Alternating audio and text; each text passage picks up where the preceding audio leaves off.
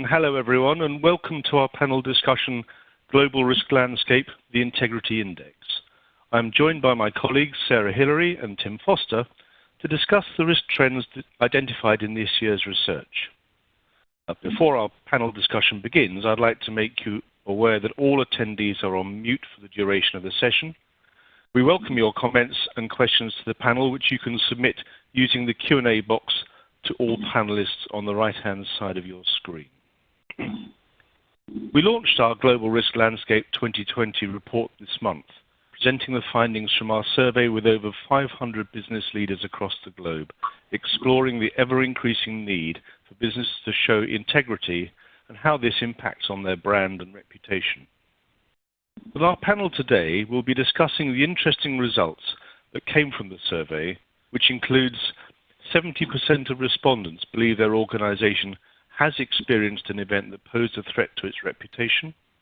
87% of respondents admitted their company may be guilty of integrity washing, whereby being perceived to be active on the issue of integrity is more important than the steps which are actually being taken. 1 in 3 respondents believe that their customers are less confident that the brand will do what is right compared to 5 years ago. And there's a significant change in the risks for which respondents feel less prepared for. In 2017, the top risks were technology changes, regulatory risk, and macroeconomic developments. The priorities of 2020 seem to be very different. The top 3 risks are economic slowdown, unsurprising in the current environment, computer hacking, and business interruption. So, turning to discuss questions with our panel. Tim, our research shows that when asked to rank their organization's integrity, C-suite executives feel overwhelmingly positive, with the mean score being 9.01 on a ranking of 1 to 10. But when they're further questioned, executives admitted that there's still work to be done. With the question, are business leaders deceiving themselves with such a high score? What are your thoughts on that, Tim? Thanks, Nigel. I think that's a really interesting question. If you asked me about this pre-lockdown, then I'd have to, I probably would have been less surprised by the sentiment. I think that many C-suites probably feel that they've done quite a lot over recent years to improve their organizations in terms of values and how they portray their integrity internally and externally. I think much of this is likely to have been imposed on organizations if you look at things such as Modern Slavery Act and GDPR. And I think also because made a lot of efforts to comply with these regulations, so undoubtedly they feel that they have a higher level of integrity. Although interestingly, I noted that the data shows some generational differences, as younger respondents are less convinced of the integrity of their business, suggesting they have a higher standard or demands from employers. I think the likely age range was something to do with around of respondents between 25 and 34, was sort of 19% compared to 11% of those aged 65 plus. So younger respondents had a bit of a different view to that. However, if you look since lockdown, I think many companies are having to rethink their position around integrity. I noted in the survey responses, we found the most important elements for business being to have integrity. The most popular responses were business purpose and leadership, and surprisingly only 6% responded with regards to culture. So I think leadership and purpose stand out. We also found that 100% agreed that integrity should be built into business to avoid reputation and brand damage. So with this in mind, we've certainly seen a higher degree of scrutiny around business behaviour and integrity, and we have certainly seen the knock-on effect of what the public has deemed to be poor behaviour and the impact this has had on reputation and image. For example, those companies that have taken furlough payments only to make large swathes of their workforce redundant, or those that have not been as effective at keeping their employees safe. What about those that don't appear to have treated their smaller suppliers fairly, for example? So overall, I'd imagine that most business leaderships are reflecting quite hard about culture and behaviour. Now more than ever, they'll be looking to do the right thing. So, Tim, that's really interesting, and thank you. Just picking up on one point that you raised there, you talk about the generational difference in the response. Do you think that means there's a societal change in thinking that as the younger generations come through, there is going to be more, I guess, a more ethical behaviour being encouraged, particularly with social media, the way people respond to that? I think so. I think that because of social media, I think people are being held to, I'd say, higher standards. I think that there's more means for organisations and individuals to be scrutinised. So if you look at, sites like Glassdoor and various other tools, they tend to be used by younger generation to actually, set out their views. And I think they're more likely to use it. Yeah. That's really interesting. Thank you, Tim. So, Sarah, what should organisational integrity mean, and how is it measured? Values, consumer perception, compliance, and regulation? Or do you think there are other criteria that should be considered when assessing business integrity? Thanks, Nigel. Well, firstly, in terms of what does it mean, I think there really needs to be correlation between how businesses work and what they say. So are businesses practicing what they preach? And all of the things you mention are important, but they have to be lived. They can't be paper or bureaucratic processes. So, for example, are the values on the wall reflected in day-to-day behaviours, and how do we know? We have to ensure there's no gap between what we say and what we do, so we don't find there's a say-do gap. We also want to ensure that promises made are promises kept, or at least an explanation provided why not, in cases where they can't be.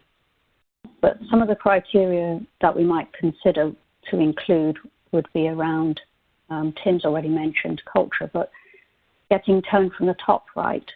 The board has an important role to play in this, as well as the CEO. We need to ensure there are good cultural indicators. So is there openness? Is there opportunity to speak up? And it shouldn't be about profit at all cost. It's really also important that we listen to feedback. So what do our staff say? What do customers and suppliers say? Are they listened to? Is that evidential? Can we see that that's happened in practice? I mean, in terms of measures, it's important that organisations do give consideration to have integrity and how it, in terms of how we can measure integrity. But often it's difficult because the components of integrity are softer and more difficult to measure. I've just mentioned the importance of listening. And in terms of integrity, as with reputation, it isn't necessarily about how you see yourself, but more about how others see you or perceive you. So implementing measures to gather stakeholder perception will be important. And that means stakeholders in the widest sense, so customers, employees, suppliers, for example. And some of the measures could be through gathering feedback or getting regular review of the values in practice. So some companies will do focus groups and check in and try and ascertain, are we practicing what we preach on the ground? You can also do cultural assessments. And here at BDO, one of the most read reports that we produce and put on our website is our annual culture report. People really do care about your culture internally and externally. So it is important that businesses consider the key cultural indicators, its own key cultural indicators, and regularly monitor and report against them. That's really interesting, Sarah. So just following on from that, talked about culture several times. What about, perhaps it's worth exploring the feeling of safety and security that people in an organization might have or might not feel in being able to talk out about matters that they see? Well, I think the psychological safety in the workplace is actually becoming quite a big issue, and there's a lot more attention being paid to that as well. I think it's probably at the early stages. It's not a very mature conversation at the moment. But yes, I think how do we try and get employees to feel safe about speaking up is quite difficult. And there are different, the NHS actually has put more into this, possibly because of recent scandals and things that have happened, in terms of saving lives, really, by having speaking up champions who actually take the lead on that. So that could be something that even wider businesses might start to think about in the future. Yeah, thank you very much, Sarah. So, Tim, how can businesses future-proof their integrity? Well, we've been doing a lot around this with our clients. One of the things that we did early on was created our Rethink Model, and we did that to ensure that we gave ourselves sufficient time to understand the challenges that will be coming up over the next 12 to 18 months. If we look at where most organisations are today, maintaining resilience and keeping their businesses operating and employees safe, there is lots that companies can do, but in the main, the focus is on doing the right thing. So treating people fairly, whether that's employees, customers, suppliers, being open and honest, communicating effectively, and also leading from the front. It'll be important to be transparent about decision making as well. We know, for example, that wholesale transformation is coming. Businesses are going to need to adapt and quickly to exist in the new world, or the new reality as we call it. Companies will need to understand their stakeholders better and their expectations, as for many of these will have changed. Companies will need to be seen to be doing the right thing and consistently and being authentic. Leaders at any level are likely to be presented with a multitude of questions from stakeholders who may be experiencing new challenges on a daily basis. We've seen some high-profile ethical failures, for example, that have hit the headlines in recent times. VW springs to mind. This and other cases show that what can happen when people at the top make poor choices. So where executives focus during times of disruption and upheaval, in our mind, will define them as leaders and their status as leaders. It really is going to be about doing the right thing because it's the right thing to do, whether that's to deal with executive pay or keeping employees safe, paying suppliers on time, or simply being honest with customers. Yeah. Thank you. There's some food for thought there. Moving on, Sarah. In a world where consumer perception is all important, concerning 87% of our respondents feel their organisation is culpable of integrity washing, saying that as long as they're perceived to have integrity, they do not prioritise putting this into practice. That's despite 99% of respondents agreeing that business integrity is fundamental to a brand's reputation. What are the benefits of businesses making integrity a priority on their risk agenda? Well, it's interesting because increasingly we are living in a world that is a glass box, a connected world which is changing the relationship between organisations and society. And that increase in transparency means a radical change for brands. So connectiveness via social media means bad news travels very fast. And those outside can see straight through very quickly. So businesses need to be walking the walk or they'll be found out. A good example is Boohoo from last week, where allegations of unfair pay practices in the Leicester factories, which form part of their supply chain, has actually wiped 46% of their share value in a week. How businesses respond to these situations is actually really critical as well. So are the actions that businesses say they'll take, are they going to be enough to get consumer and shareholder trust back? And I think at the moment we're not getting that confidence in the way Boohoo has reacted so far. But examples of benefits would be around building resilience into the ongoing performance of the business and maintaining, by having that as a priority on the risk register, we're also maintaining strong stakeholder relations.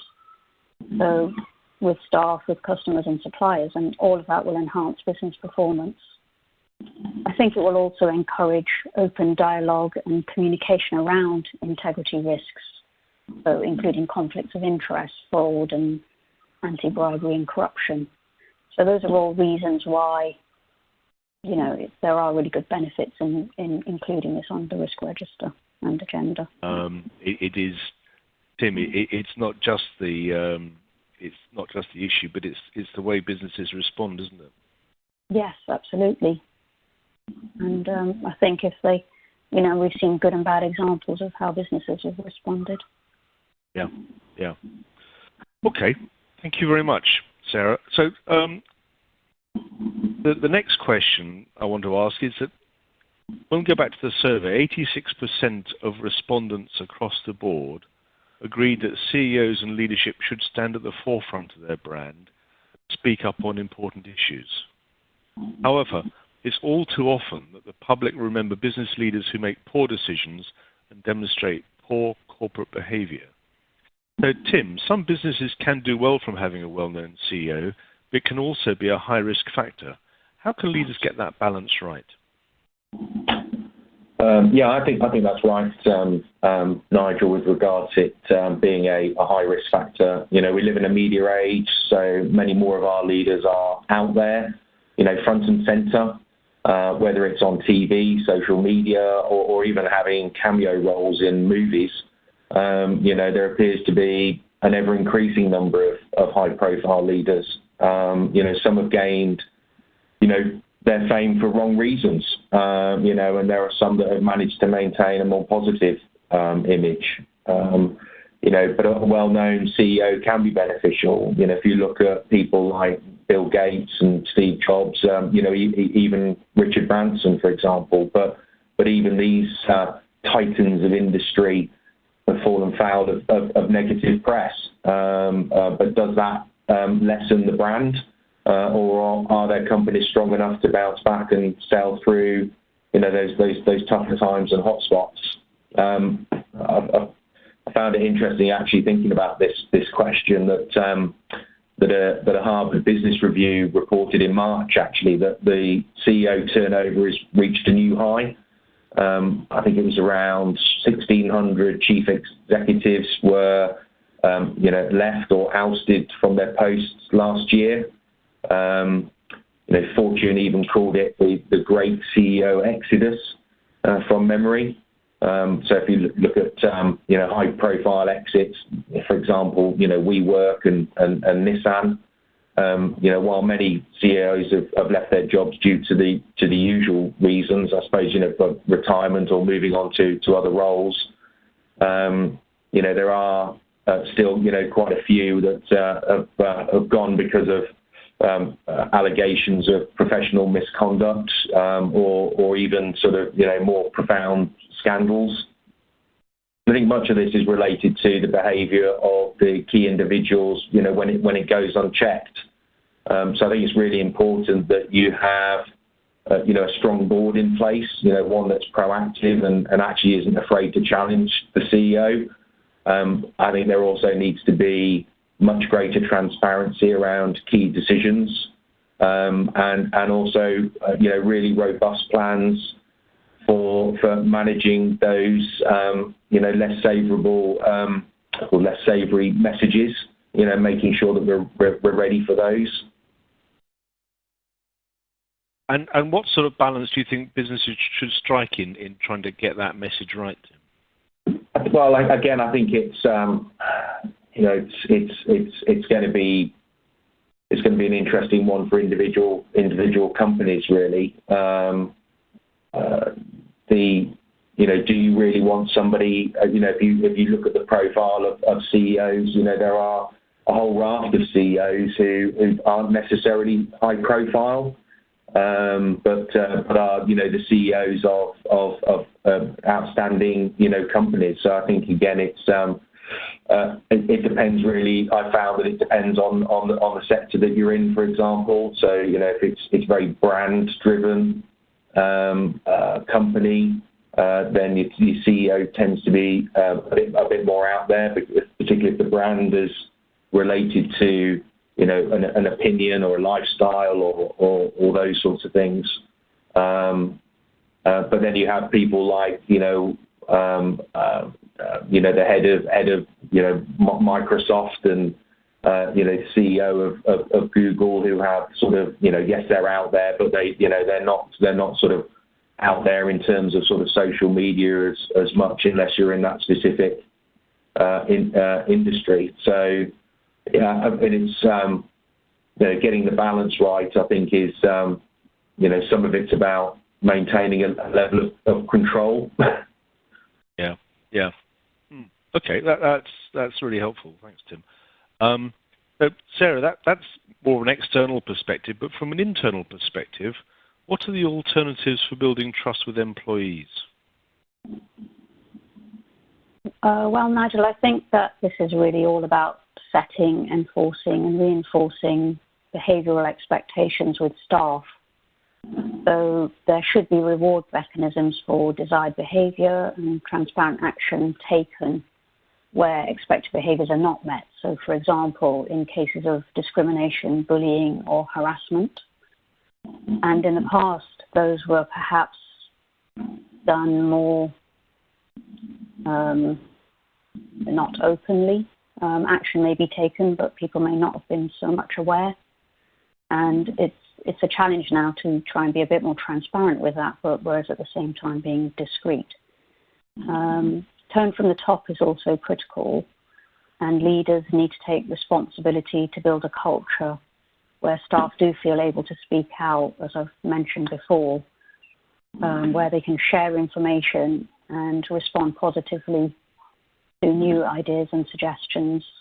Credit will need to be shared. There needs to be consistency in messages that leaders give and the action taken. Critically, and we've touched on this already, but it's so important to listen. There is huge benefit in going back to the floor with senior leaders spending time engaging with and listening to the experience of more junior staff, and as well as a diverse range of staff. So they need to have varied face-to-face staff meetings, share openly, invite comments, views and ideas, and then demonstrate through reporting back on actions that they've taken, that they have listened, and all of that would build trust. So in summary, from an internal perspective to build trust, I think leaders need to establish that strong culture of transparency and openness. They need to have strong engagement with staff at all levels. They need to share information, both good and bad news, as well as demonstrating that they've listened through the actions that they take. It's quite telling, isn't it? I think that most of us can remember from our youth early business leaders that might have inspired us by engaging with their staff and with their teams. I think when people move up the ladder, sometimes they tend to forget the binding and the inspirational, motivational effect that sometimes that can have on the staff working in their organisation. Yeah, I think that's absolutely right. I think we can all remember that. And it's something that, as a kind of partner in the firm, when you do spend time talking to more junior staff, it's amazing what you find out.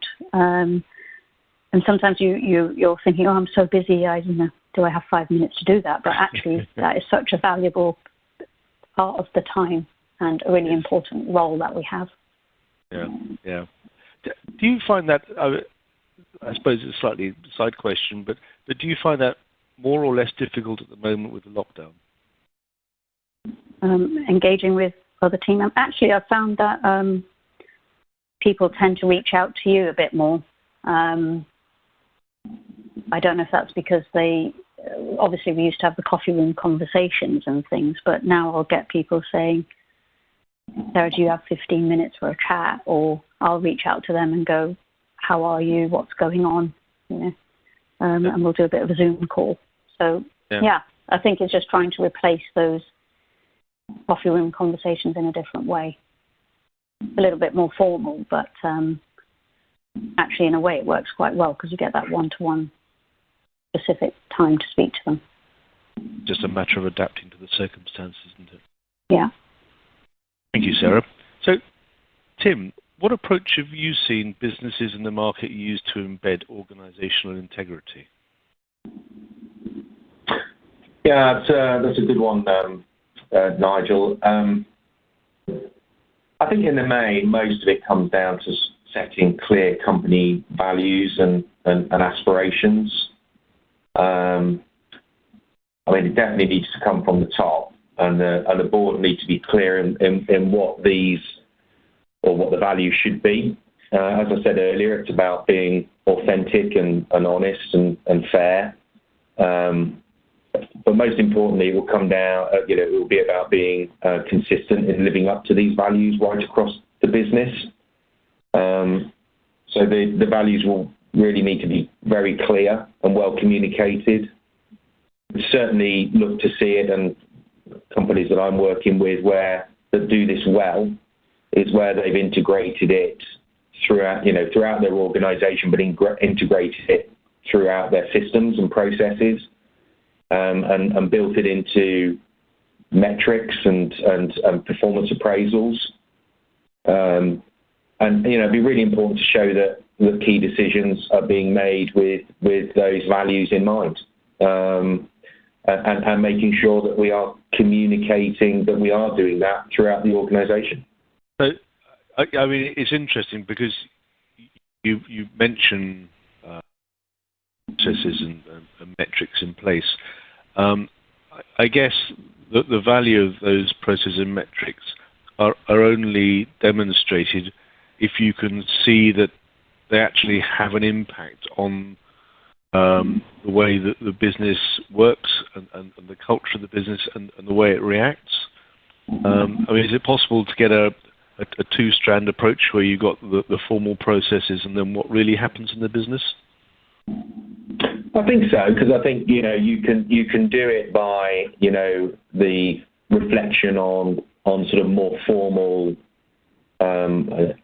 activity, and how we're actually operating as a business, and for example, not doing everything to chase money, but actually we could be showing where we've been balancing that against other more social or value-driven activities. And I think the other way of doing it as well is that sort of more sort of people focused sort of communications and surveys and actually sort of trying to get a finger on the pulse of how the employees and not just employees, but also, customers and suppliers. I've seen some really good initiatives where, surveys or similar have been used across sort of key stakeholders to get an understanding about how the organisation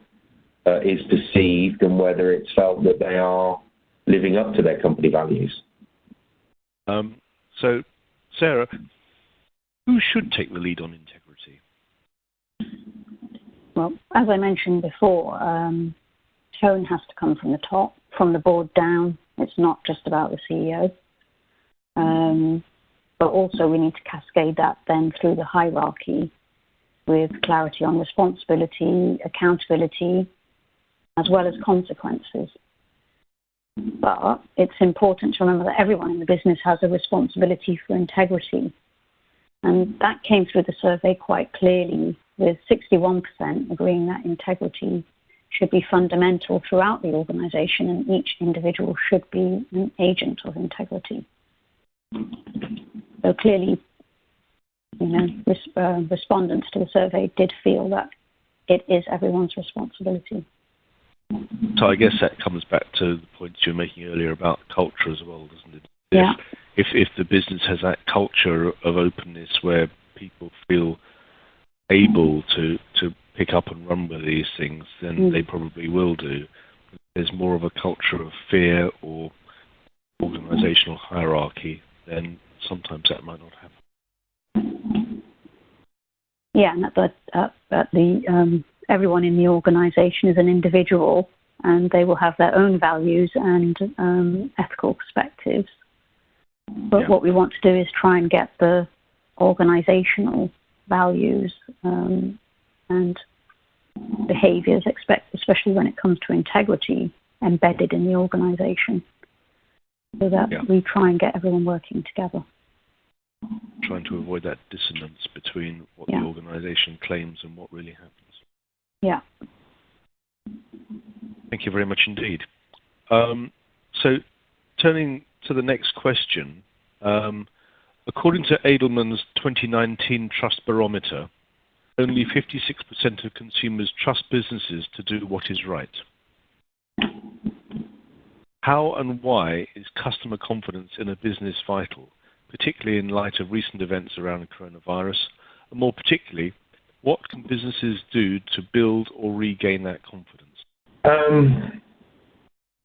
Again, I think customer confidence is vital in business. Otherwise, we will lose our customers. And I think that's for me, that's the headline. I think that everyone's confidence over the last few months has taken a severe knock for a variety of reasons. The whole world really is in a state of flux, and that can be really scary for people, and also more broadly for businesses as a whole.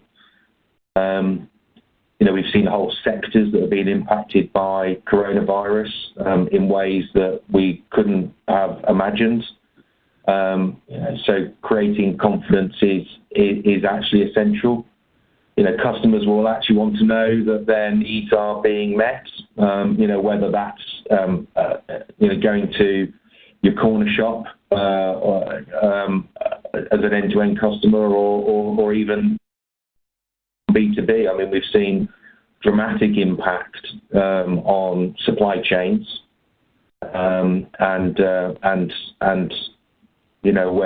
we've been doing projects with some clients, for example, looking at supply chain risk, where actually, coming into lockdown in sort of January, February time, confidence in their supply chain was incredibly high.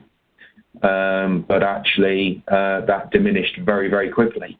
That has had a big impact on how organizations are perceiving their ability to address their own customer needs. Customers are also going to want to make sure that they're going to be treated fairly. So for example, that they will get money back if services and goods aren't going to be provided. Even in the last few days, I know this has been going on for a few months, but I'm particularly drawn to my mind about the travel sector and sort of news articles around people having problems with getting refunds. Even if there is a requirement to be refunded within 14 days, and some are still haven't received refunds for holidays, and people will remember when they haven't been treated fairly. So that's incredibly important, because customer loyalty is critical to business resilience. We've been advising clients about looking at their customer profiles and making sure that they are focused on key customer groups, and making sure that the customer experience and the value strategies are priority for those customers. You've really got to listen to your customers now. You've got to understand what's important and understand their values, because they will move around quickly to other sources. We've seen traditional routes such as retail, physical bricks and mortar retail stores, where people have now become a lot more confident with consuming online, so we know that that people will move around with their decision making. So if we want to stay resilient and active over the next sort of 12, 18 months, then we've really got to listen to our customers. And I think more importantly, we've got to focus on doing what we've promised to do. Yeah, I think that's really important. So to just building on from that, Tim, I mean, I know that people are talking about rethinking and different phases. Do you just want to explore that a bit more? Yeah, I mean, underpinning our model, and again, as I mentioned earlier, we created this to really sort of get ourselves in a really good position to help our clients, and the best way to do that is to be able to be more forward looking, so that we get a little bit more time to think about in a sensible way the issues that our clients might be experiencing and how they can resolve those. You've mentioned our sort of 3-stage approach there of companies have had to react to coronavirus and protect themselves, protect their people, and I mean, I see the vast majority are in the sort of the middle phase of resilience, and that really is focused around making sure that we are keeping ourselves in a steady state, and looking at getting back into offices and to factories and retail outlets, and looking at our supply chain and all of those various facets of an organisation, to look about what can we do over the next sort of 3 to 6 months to ensure our continued operation. But I mean longer term, and we were there was quite a lot of debate around the sort of 3rd stage, and which we've called realise, and the reason for that is that we wanted to look beyond sort of 12, 18 months. We recognise a huge amount of change, transformation within key sectors, but looking further out, what is that world going to look like? With changes in globalization, global supply chains, customer base, customer thinking, let alone sort of the repercussions of a recession. What is that new world going to look like, and start focusing our decisions that we are making today on the likely scenarios of the future.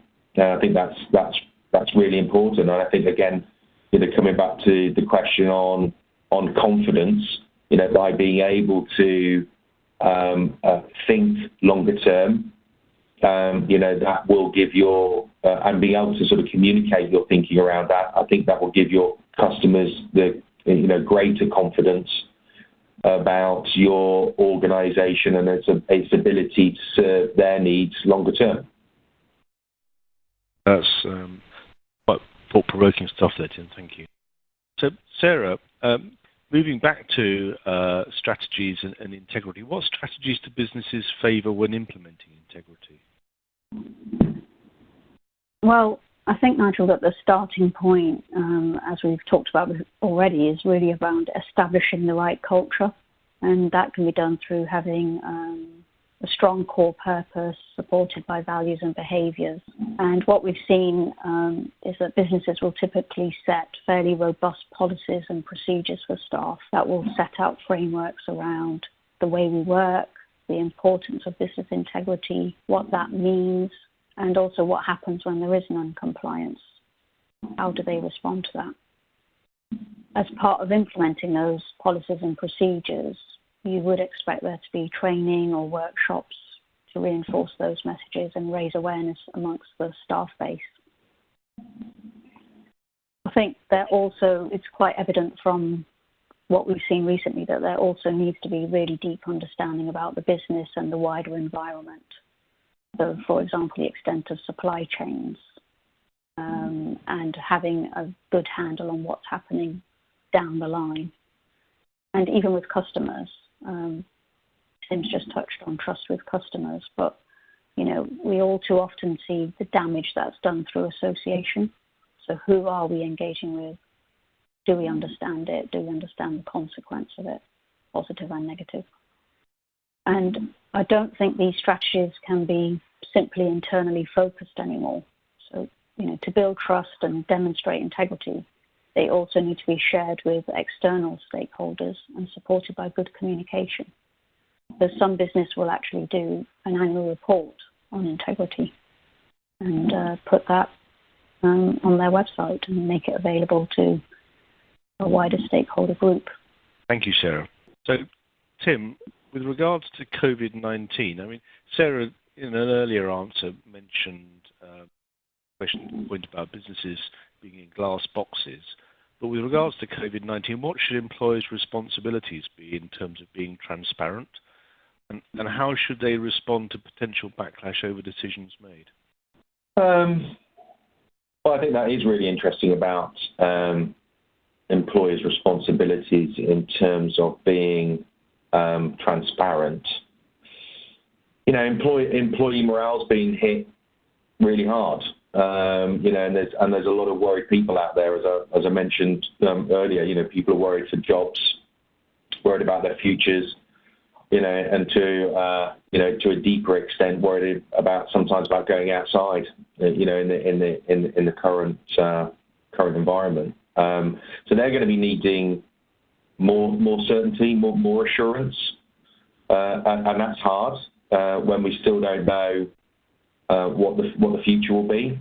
So being transparent will be crucial, I think. You know, as will being consistent with your messaging.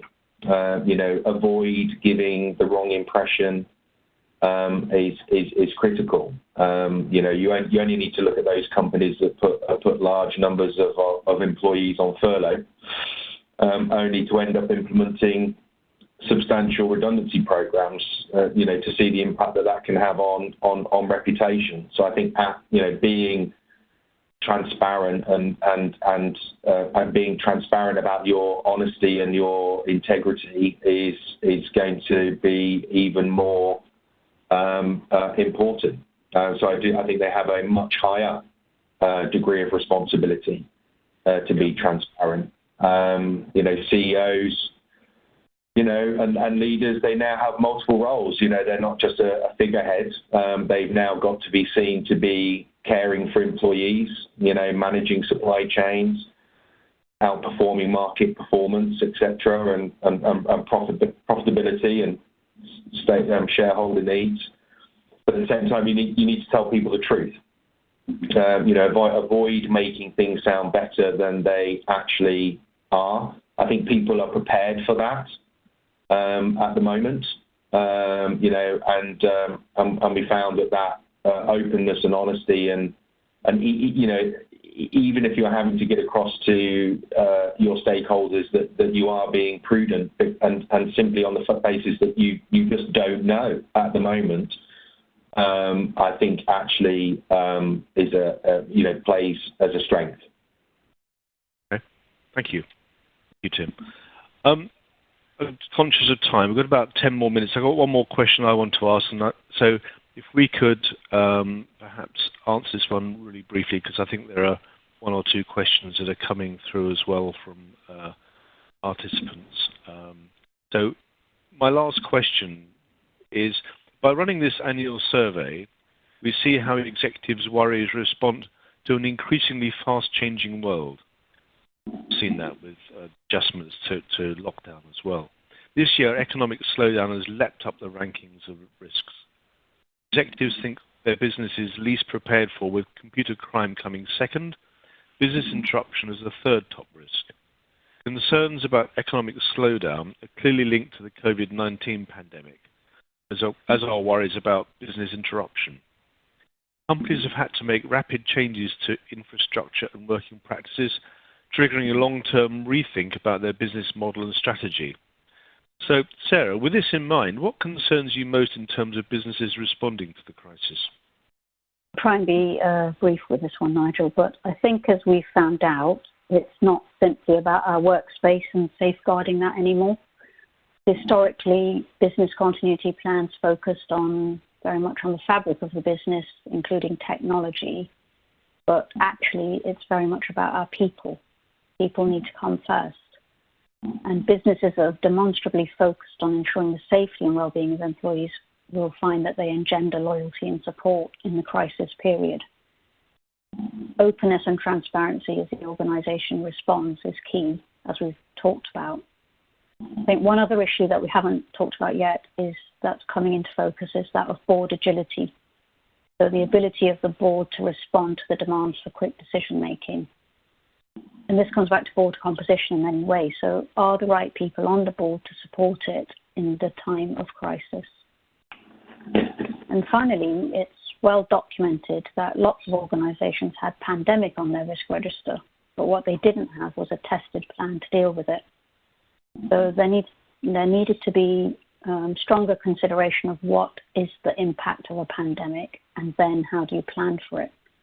And I hope going forwards we'll see more of these high risk but low likelihood risks featured on businesses' risk registers with proper well thought through action plans. Some powerful stuff there, Sarah, thank you. Tim, what actions can companies take to improve their resilience? A big question, Nigel. And with the time left, I mean, this has been a core area of focus for us at the moment. I think if I had to break it down into sort of three key areas, I think the first one would be about supply chain resilience. Really looking at your supply chain and the strength of that, particularly for those with far-reaching supply chains. The pandemic is still ongoing around the world, and there's talk of the potential of a second peak. So I think, really getting into the nuts and bolts of your supply chain, who are your suppliers, who are their suppliers, what's the financial and operational viability of those suppliers are going to be really important. What you don't want to be doing is making promises again to customers that you can't fulfill because you haven't got transparency of your supply chain and your suppliers' suppliers. We really need to look at that and get a handle on it now. And in the other areas around funding and really looking at the financial health of your organisation and looking at areas where working capital efficiency can be improved. And looking at facilities and securing funding externally as well as looking internally, and just to sort of keep this short, I think the third area, which I think is incredibly important, I think a lot of people have sort of not focused on as well, is around people. And about staffing and actually understanding that your staff are key to the resilience of your organisation, but actually in their own right are pretty resilient and are able to be flexible. And I think we've seen some really good examples of that where people have taken different sort of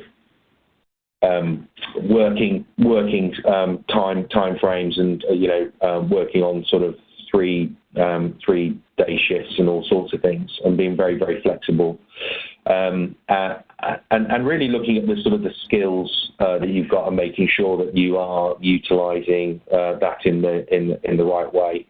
I think there is a fourth one I would just pick up as well. It sort of underlines all of this really, which is about effective decision making. And there's an interesting debate at the moment about whether companies should make quick decisions. Even if that means that you're only about 80% sure of the information that you're basing it on, or whether decisions should be more measured. And I think my personal view is that companies need to be very careful about the decisions that they're making now, and that they do need to look to the longer term, and particularly sort of giving that consideration around what that new reality is likely to be. If you start making speedy decisions, there's the potential for them being more risky and actually having longer term repercussions for you as a business. Yeah, no, that's a very good observation, Tim. Thank you. I'm just conscious of time, and we do have. I'll try and squeeze a question in from the audience. But thank you both. That was a very interesting discussion. We have one question, which is, what role do you see for the non-executive directors in ensuring that the CEO and the executive are truly and appropriately engaging with staff and other stakeholders? So, Sarah, do you want to kick off on that one and give us your thoughts on that? Yeah, I think they can have a really valuable role, because partly it may depend on what skills they've got, but just by being independent and slightly one step removed from the detail, they may have that, they would have sort of more clarity or see more clearly what's actually happening. I think as well they can be by being slightly one step removed, they could get some engagement with employee forums, for example, and hear from employees on the ground as well, and then see how that messaging kind of gets dealt with further up the line and taken into action plans. So I think they can have a really important role. Yeah, thank you. And Tim, is there anything you'd like to add to that very quickly? Just to, I think they have a critical role. It's about that challenge, isn't it? And I think I think in my mind, better positions NEDs to support the business, and I think it will be about them being more challenging to actually see how that's playing out throughout the organisation. Yeah, brilliant. Well, thank you both very much indeed. We'll run out of time, I'm afraid. We'll come to the end of the session. I'd like to thank you both and everyone for attending today. If you have any questions, please do get in touch. The recording of the online panel discussion will be sent to you in the next few days. We hope you enjoyed the session, and on behalf of BDO and our panel, thank you and goodbye.